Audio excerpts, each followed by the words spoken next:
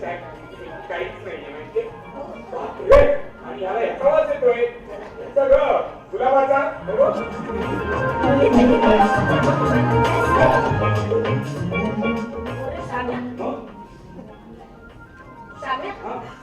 पत्र फोड. नको आपण खासगी पत्र आपण कशाला फोडायचं शाम्या, त्यांचं खाजगी आणि सार्वजनिक सगळं मला माहिती. तू पत्र फोड. फोड.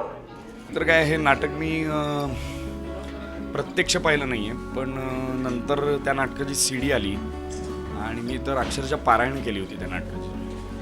अर्थात केंकरेंनी बसवताना काय केलं, केंकरे म्हणाले की जसंच्या तसं करण्यात काही पॉईंट नाही, कारण साधी सरळ गोष्ट आहे. लक्ष्मीकांत बेर्डेंसारखं काम मी कधीच करू शकलो नाही. लक्ष्मीकांत बेर्डे फारच मराठीचे सुपरस्टारच आहेत. ते त्यांच्यासारखं कोणीच नंतर सुपरस्टार नाही झालं.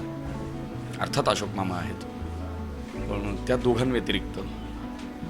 तर मला अनेक जणांनी विचारलं तुला हा रोल करताना बर्डन आलं का. म्हटलं मला नाही, लोकांना यायला पाहिजे, कारण लक्ष्मीकांत बेर्डेनंतर डायरेक्ट माझंच बघायचं म्हणजे प्रेशर लोकांवर असेल. पण मी काय त्याचं बर्डन घेतलं नाही, मी ते एन्जॉय करतो.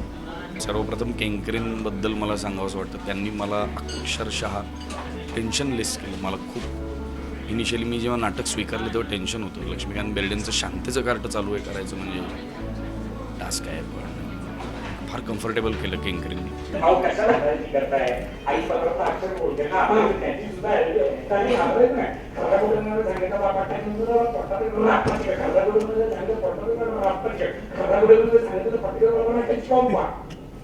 पंपा पत्र टाईप करून घ्यायचं.